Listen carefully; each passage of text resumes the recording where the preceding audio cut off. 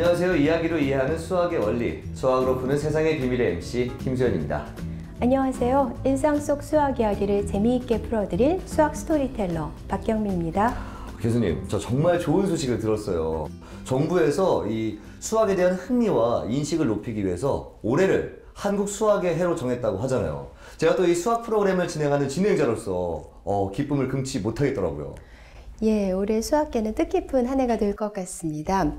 올해 8월에 세계 수학자 대회가 서울에서 열리는데요. 네. 이 세계 수학자 대회는 4년에 한 번 열리고 전 세계에서 약 5,000명의 수학자가 참여하는 아주 큰 행사예요. 네. 그래서 명실공히 수학계의 올림픽이라고 이야기가 되는데요. 특히 이 세계 수학자 대회의 하이라이트는 필즈상 수여식이에요. 네. 필즈상은 수학계의 노벨상이라고 할 수가 있죠. 근데 국가 원수가 직접 이 필즈상을 수여하게 됩니다. 네. 우리나라에서도 머지않아서 필즈상 수상자가 나왔으면 하는 바람을 가져봅니다. 저는 이번에 꼭 나왔으면 좋겠네요. 그리고 이번을 계기로 해서 더욱더 우리나라 수학이 발전하는 그런 계기가 됐으면 좋겠습니다. 예, 우리도 그러니까 수학 이야기 더 열심히 전해드려야 되겠어요. 네. 그나저나 지금 하나 퀴즈 시작하고 싶은데요. 시작할 때 항상 퀴즈로 시작하시죠. 예, 10월 20일이 혹시 무슨 날인지 아세요? 10월 20일이요. 그래서 일단 교수님 생일을 아는 것 같고요. 전 모르겠는데요. 예, 10월 20일은 유엔이 제정한 세계 통계의 날이에요. 네. 그러니까 통계가 정치, 경제, 사회, 문화, 제 분야에서 얼마나 중요한 역할을 하는지 홍보하기 위해서 제정된 날인데요. 네. 시청자분들도 오늘 저희와 함께 하시게 되면은 네. 통계의 역할에 대해서 10분 공감하실 수 있을 것입니다. 네, 일상생활이나 여러 가지 현상에 대한 자료를 한눈에 알아보기 쉽게 수치로 나타낸 이 통계. 우리의 생활을 개선하는 통계의 놀라운 힘을 또 흥미로운 예들을 화면으로 만나보도록 하겠습니다. 백의의 천사로 불리는 영국의 간호사 나이팅게일. 그녀의 또 다른 타이틀이 통계학자라는 사실 아셨나요? 1850년대 러시아와 연합국 간에 일어난 크림 전쟁. 야전병원에 도착한 나이팅게일은 더러운 병실과 방치된 부상병들을 보고 놀라게 되는데요. 그녀는 병원의 위생을 개선하기 위해 군 관계자들을 설득할 장문의 통계 분석 보고서를 만들었습니다. 그리고 800쪽이 넘는 이 방대한 기록을 쉽게 알리고자 그래프로 만들죠. 이것이 바로 나이팅게일의 장미도표입니다. 빨간색은 전투로 인한 사상자, 파란색은 전염병으로 인한 사망자, 흑색은 기타 원인으로. 이 표를 보면 전투로 인한 부상보다 병원의 불결한 위생 상태로 인한 질병으로 인한 죽음이 훨씬 많다는 것을 한눈에 알 수 있죠. 이 보고서 덕분에 병원 치료에서 위생의 중요성이 강조됐고, 개선된 위생으로 1년 만에 전염병으로 인한 사망자 수는 급격히 떨어졌습니다. 나이팅게일은 통계로 수많은 생명을 구한 셈이죠. 나이팅게일이 통계학자였다는 사실 정말 몰랐거든요. 참 신기하기도 하고, 또 이 나이팅게일의 수학적 능력, 또 실력이 많은 병사들을 살릴 수 있다는 점 감동받았습니다. 이 1850년대 당시에는요, 전쟁터에서 병사가 사망하는 주요 원인이 부상이라고 생각을 했는데, 네. 이 위생 상태가 불결할 때 부상 부위가 감염에 의해서 사망할 수도 있다는 그런 개연성을 별로 인정하지 않았던 거죠. 네. 그런데 이 나이팅게일이 위생 상태와 사망률 사이의 통계적인 자료를 제시하면서 수많은 병사들의 목숨을 구할 수 있었는데요. 네. 10마디 말보다 시각적 그래프, 또 수치, 이런 것이 얼마나 중요한지를 잘 드러내는 그런 대목이라고 할 수 있습니다. 지금 여기 옆에 나와 있는 이 그래프인 거죠. 이름이 장미도표잖아요. 확실히 이렇게 원 모양으로 만들어 놓으니까 장미 모양 비슷하게 보이긴 하네요. 예, 이게 그 유명한 장미도표죠. 네. 이 장미도표는 비율 그래프의 일종인데요. 비율 그래프는 이제 전체에서 각 항목이 차지하는 비율들을 보여주는 그래프로, 네. 초등학교 때 이제 원 그래프, D 그래프 이런 걸 배웠었어요. 네. 근데 이제 원 그래프에서는 360도가 있으면은 그 비율에 따라서 이렇게 중심각을 나누어서 부채꼴 모양으로 분할을 하는데, 이 경우는 그 부채꼴의 반지름들을 다 달리하니까 각 항목이 차지하는 비율이 더 잘 드러나기도 하고, 네. 또 이게 각각이 꼭 꽃잎 같아 보여서 네네. 장미꽃 모양으로 보이죠? 네, 그러네요. 그런데 궁금해지는 게 나이팅게일은 간호사잖아요. 그런데 어떻게 통계에 능통할 수 있었을까요? 나이팅게일은 1820년 영국의 상류층 가정에서 태어났는데 네. 어려서부터 수학에 흥미가 많았다고 해요. 네. 또 뿐만 아니라 여러 가지 정보를 수치를 이용해서 나타내는 것도 또 즐겨 했었고요. 그래서 이 크림 전쟁 이후에 나이팅게일은 이 통계 자료를 이용해서 영국 병원의 위생 상태를 개선하는 데 크게 기여했고, 네. 뿐만 아니라 그 식민지였던 인도 농촌의 위생 개선에도 역시 큰 역할을 했습니다. 그래서 그런 공로로 영국 왕립통계학회의 첫 여성 회원이 되기도 했는데요. 와, 대단하네요. 사실 나이팅게일이 간호사로서 지낸 기간은 4년 남짓이라고 하고, 네. 나머지는 통계를 이용해서 인간 생활을 개선하는 데 크게 이바지했습니다. 네. 그래서 제가 좀 살짝 조사를 해봤는데 나이팅게일이 이런 말을 남겼다고 하더라고요. 오직 통계 연구만이 국가를 바르게 이끌 수 있다. 아, 이 통계가 어떤 현상을 설명하는 데 그치는 것이 아니라 사회를 바꿀 수 있다는 게 참 놀랍기도 하고 신기하기도 합니다. 좀 그러면서 드는 또 궁금한 점 제가 좀 많은데요. 어떻게 보면 통계가 사회를 개선하는 목적으로 만들어진 게 아닐까 하는 생각도 들더라고요. 네, 통계학의 기원은 고대 로마와 중국의 인구조사, 인구 센서스에서부터 찾아볼 수 있는데요. 네.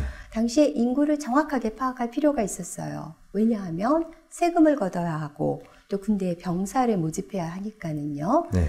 통계를 스태티스틱스라고 하는데, 이거는 상태를 나타내는 스테이터스, 또 국가나 주를 의미하는 스테이트와 어원을 같이 하죠. 그러니까 뭐 국가적인 목적으로 어떤 상태를 알아내기 위해서 실시하는 것과 이제 통계가 연결된다는 의미겠죠. 네. 그렇다면 이 통계가 언제부터 이렇게 학문적으로 체계를 잡은 거죠? 17세기 영국인데요. 당시 영국은 전 세계에 식민지를 거느리고 있었잖아요. 네. 그러다 보니까는 물자도 들어왔지만은 전염병도 많이 퍼지게 됐어요. 그래서 영국에 사망자가 많았는데, 이때 사회통계학자, 최초의 사회통계학자라고 할 수 있는 존 그랜트가 런던시의 사망자와 외국과의 교역 사이의 관계를 통계적으로 분석을 했고, 그것으로부터 최초의 통계적 추론을 하게 되죠.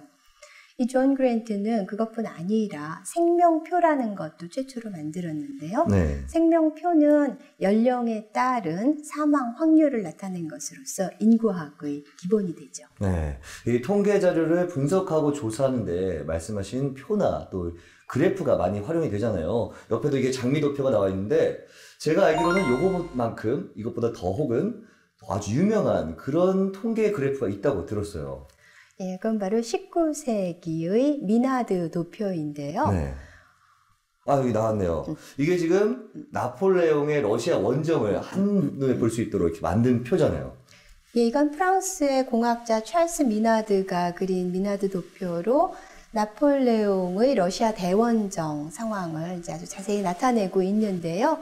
우선 시작부터 여기까지는 이 갈색 그래프가 나폴레옹 대군이 원정을 시작해서 모스크바까지 갈 때, 네. 그다음에 검정색은 모스크바에서 귀환할 때의 상황을 나타내는데, 이 그래프의 두께가 병사의 수를 나타내는 거예요. 네. 그래서 처음에 42만 정도로 시작을 했는데, 이 모스크바에 도착했을 때 보면은 이 두께가 한 4분의 1 정도로 줄었죠. 네. 그러니까 10만 정도밖에 남지 않은 것이고요. 그래서 동일한 두께로 시작을 했죠. 그러니까 10만으로 시작을 해서 사실 다시 귀환을 했을 때는 10,000명 정도밖에 남지 않은 거고요. 네. 그 다음에 아래 보면 꺾은 선 그래프가 있는데, 네. 여기 기온이 적혀 있는 거 보시죠? 네. 그러니까는 그 기간 동안 기온 변화까지 잘 나타내주고 있습니다. 와, 정말 이 그래프 하나에 병사의 수부터 진행 경로, 기온까지 다양하게 담아냈네요.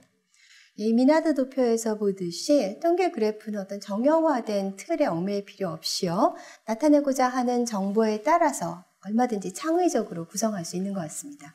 네, 지금까지 이렇게 우리 생활을 개선시키는 통계에 대해서 알아봤는데 이 통계가 객관성과 타당성을 갖추고 있지만 이 결과를 어떻게 해석하느냐에 따라서 또 굉장히 위험할 수 있잖아요. 네, 그래서 저희가 또 이 통계의 위험성에 대해서 한번 조사를 해봤습니다. 화면으로 만나보시죠. 이 상품의 가격 인상률은 50%다. 이 내용처럼 생활 속에서 나타나는 여러 가지 통계적 자료에 대한 항목들을 퍼센트로 많이 나타내는데요. 초등학교 때 배우는 쉽고 친근한 개념인 퍼센트.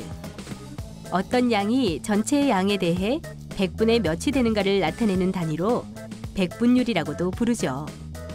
예를 들면 15%는 100분의 15를 나타내는데요. 하지만 우리는 퍼센트를 제대로 이해하고 사용하고 있을까요? 아까의 문제로 돌아가서 어떤 상품의 가격이 100원에서 150원으로 오른다면 원래 가격을 기준으로 인상 금액의 퍼센트를 계산했을 때 50%입니다.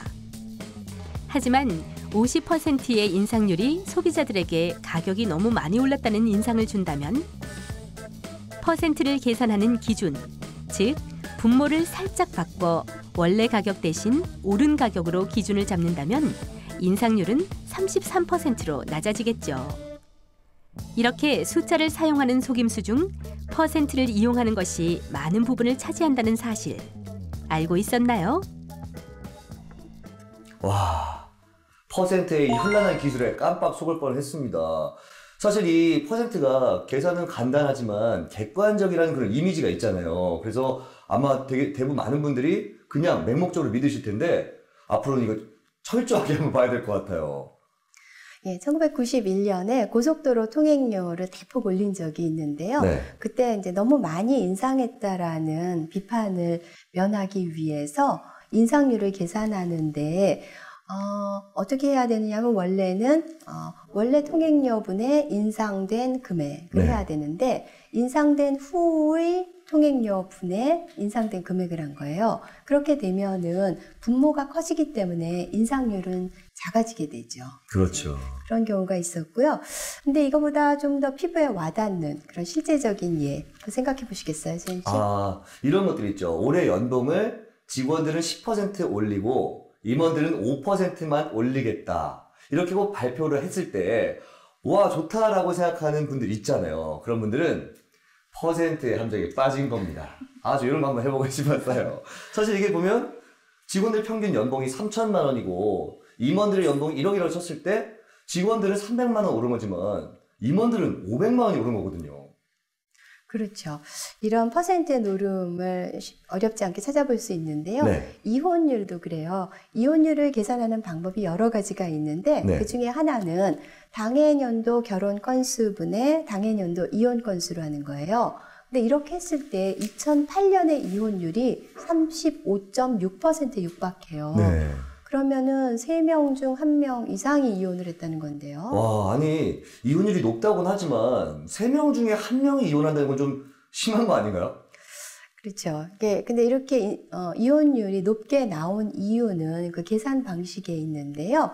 2008년에 이혼한 부부 중에 뭐 일부는 2008년에 결혼을 했겠지만은 몇 년 전에 혹은 수십 년 전에 결혼했던 사람들도 있잖아요. 그렇죠. 그러니까는 그 해의 결혼 건수분의 이혼 건수로 계산하는 게 적절하지는 않은 거죠.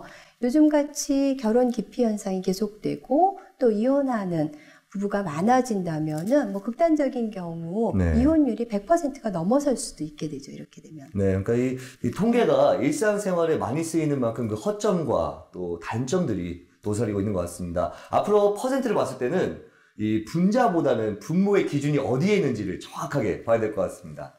자, 그럼 이 퍼센트의 함정, 또 다른 예들은 어떤 게 있을까요? 퍼센트와 더불어서 퍼센트 포인트도 유의해서 보셔야 되는데요. 예를 들어 볼게요. 2013년 1월의 우리 나라 실업률이 3.0%였다. 네. 그리고 1년 후인 2014년 1월의 실업률이 3.5%였다. 그랬을 때 이 상황을 두 가지로 이야기할 수 있어요. 첫 번째는 실업률이 0.5%포인트 증가했다. 네. 두 번째는 실업률이 17% 증가했다. 극과 극이죠. 굉장히 어감의 차이가 큰데요? 그렇죠.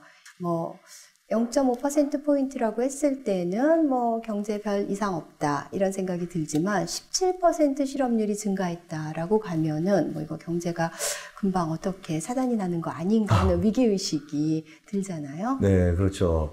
네, 저런 유용하지만 허점도 많은 게 통계인 것 같은데요. 여기에 오류를 범해서 희대의 스캔들로 남은 그런 사건이 있다고 해서 저희가 조사를 해봤습니다. 1936년 미국의 대통령 선거 날로 한번 돌아가 보겠습니다. 1936년 미국의 대통령 선거. 당시 대통령 후보는 공화당의 랜던 후보와 민주당의 루즈벨트였는데요. 미국의 한 유명한 시사 잡지사에서 전국의 전화번호부와 자동차 등록 명부에서 약 1,000만 명의 유권자를 찾아 대규모의 여론조사를 실시했습니다. 응답 결과를 분석한 결과 공화당의 랜던 후보가 민주당의 루즈벨트에 압승할 거라는 예측을 내놨죠. 하지만 알다시피 그 예상은 보기 좋게 빗나가고 루즈벨트 대통령이 재선됐는데요. 결국 시사 잡지사는 전 국민에게 엄청난 망신을 당한 셈이죠. 그렇다면 여기에 숨겨진 통계의 함정은 무엇일까요? 대체 어떤 오류를 범했길래 이런 현상이 나타난 거죠? 이 여론조사를 위한 그 표본 추출 과정에서 문제가 있었는데요. 네. 우리가 이제 전체 인원을 모집단이라고 하고요. 그 중에 이제 일부를 표본 샘플이라고 하는데 네. 사실 가장 정확한 거는 전체 의견을 묻는 거죠. 그렇죠. 그런데 그것이 경제적이지 않기 때문에 이제 일부만 추출을 해서 조사를 하는데요. 우리가 그런 비유를 해요. 국을 한 솥 끓였어요. 근데 간을 볼 때 그 국 한 솥을 다 먹어볼 수는 없잖아요. 그렇죠. 그러니까 한 국자 살짝 떠서 먹어보잖아요. 근데 이 경우는 굉장히 좋은 샘플이죠. 왜냐하면은 한 국자를 뜨나 솥 전체의 맛이나 동일하기 때문에요. 그런데 사실 표본을 추출할 때 그런 정도의 동질성을 유지할 수는 없지만 그래도 전체를 대변할 수 있는 대표성이 있어야 하는데 이제 그런 게 지켜지지 못한 면이 있는 거죠. 그러니까 표본 시작부터 잘못된 그런 통계였다 이렇게 볼 수 있는 거죠. 그렇죠. 당시 이제 루즈벨트는 네. 뉴딜 정책을 들고 나왔는데요. 그 정책은 하류층으로부터 적극적인 지지를 받고 있었어요. 네. 그런데 VCR에서 보셨듯이 1930년대 전화조사란 거잖아요. 그렇죠. 그러니까 전화를 가지고 있는 그런 사람들은 아무래도 상류층이었으니까는 전체 의견을 균등하게 물어본 것이 아니라 상류층의 의견만 물었던 것이고 그것이 어떤 여론조사 결과를 왜곡시켰던 거죠. 네, 이렇게 여론조사에 허와시를 엿볼 수 있는 또 다른 사건이 있다고요? 네, 1992년 영국 총선의 경우인데요. 여론조사 결과에서는 노동당이 압승을 할 거라고 예측을 했는데 네. 결과는 보수당의 승리였죠. 여기는 어떤 오류가 있었던 거죠? 여기서는 표본 추출의 오류는 아니었고요. 응답자의 정직성 문제였는데요. 그러니까 보수당이 있고 진보적인 노동당이 있는데 노동당 지지자들은 자신의 의견을 적극적으로 표현을 했어요. 그런데 보수당 지지자들은 의사표명을 하지 않거나 노동당을 지지하는 것으로 거짓 응답을 했는데 왜 그러냐 하면은 진보를 지지한다고 하면 지금도 우리가 왜 개념이 있다 이렇게 얘기를 하잖아요. 그렇죠. 그것에 비해서 보수 쪽을 지지하게 되면은 뭐 구태의연하다, 수구다 이런 이미지가 있기 때문에 의사표명을 안 했던 거죠. 그러니까 다시 한번 이게 종합을 해보면 표본 시작부터 추출을 잘 해야 되고 그리고 일정한 어떤 인원이 또 응답자가 있어야 되고 응답자의 또 정직성까지 들어있어야 정확한 이런 통계가 나올 수 있겠군요. 맞아요. 아주 잘 정리를 해주셨는데요. 네. 한 가지 더 살펴보려고 합니다. 비타민을 먹으면 평균 수명이 높아진다. 네. 그 두 가지를 비타민 복용과 평균 수명이 길어지는 것을 인과관계로 생각하는 경향이 있는데 이 두 가지는 상관관계죠. 그러니까는 비타민을 복용하는 사람들은 다른 건강보조식품을 섭취할 수도 있고 또 운동을 열심히 할 수도 있고 그래서 이런 것들이 복합되면서 평균 수명을 늘리는 데 기여를 했을 거예요. 네. 그런데 그냥 단순히 비타민을 복용한 사람들의 평균 수명이 높다고 한 것을 비타민을 복용해서 그런 원인 때문에 평균 수명이 높아졌다 이렇게 결과로 해석해서는 안 된다는 거죠. 그러니까 상관관계가 있다는 것을 인과관계로 해석하지 않는 것 이것도 중요한 것 같습니다. 네, 그러니까 연구 결과를 해석을 할 때 상관관계가 반드시 인과관계가 아니다라는 점은 꼭 염두에 둬야 될 것 같습니다. 자, 그럼 이렇게 통계 함정에 빠지지 않는 방법도 있을 것 같은데 어떨까요? 우리가 통계라고 하면은 객관적으로 산출된 수치이기 때문에 무조건 믿어야 된다라는 생각을 하시는 분들이 있는데, 그 표본 추출 방법이 어떤지, 또 그 통계 분석과 추론 방법이 무엇인지, 신뢰도가 어떻게 되는지 반드시 챙겨야 되겠죠. 그냥 통계 수치를 액면 그대로 받아들이기보다는 그런 경각심을 가지고 선별해서 보는 지혜가 필요한 것 같습니다. 아, 정말 통계가 뭐 여론조사부터 해서 시장 가격률 또 이혼율까지 일상생활에 안 쓰이는 곳이 정말 없는 것 같습니다. 그만큼 통계가 굉장히 중요하다는 거겠죠? 예, 특히 요즘에 빅데이터라는 말을 자주 듣게 되는데요. 그렇죠. 그 빅데이터는 말 그대로 아주 방대한 자료를 이야기하죠. 그래서 빅데이터를 분석하게 되면은 사회 현상도 예측할 수 있고, 또 인간의 여러 가지 행위도 예측이 가능하게 되면서 이것을 서비스나 비즈니스에 이용을 하게 되면은 큰 부가가치를 창출할 수도 있게 되죠. 그래서 요즘 창조경제와 더불어서 빅데이터가 주목을 받고 있는데요. 이렇게 빅데이터가 떠오르는 것을 보면서 역시 통계는 현대사회를 살아가는 열쇠다 하는 그런 말을 되새기게 됩니다. 네. 우리는 하루에도 무수히 많은 통계 정보를 신문, 또 TV, 라디오를 통해서 접하는데요. 스웨덴의 수학자 안드레아스 둠겔스는 이렇게 말했다고 합니다. 통계로 거짓말하기는 쉬워도 통계 없이 진실을 말하기는 어렵다. 아, 참 좋은 말인 것 같은데요. 뉴스 뒤에 감춰진 숫자의 의미를 이해하고 데이터가 지닌 놀라운 힘의 비밀을 알고 싶은 분들, 그 진실의 열쇠를 갖기 위해서는 이 통계의 원리를 제대로 이해하고 통계를 대할 때 비판적인 안목과 경각심을 갖는 자세가 필요할 것 같습니다. 저희는 다음 주에 더욱더 재미난 수학 이야기로 찾아뵙겠습니다. 감사합니다.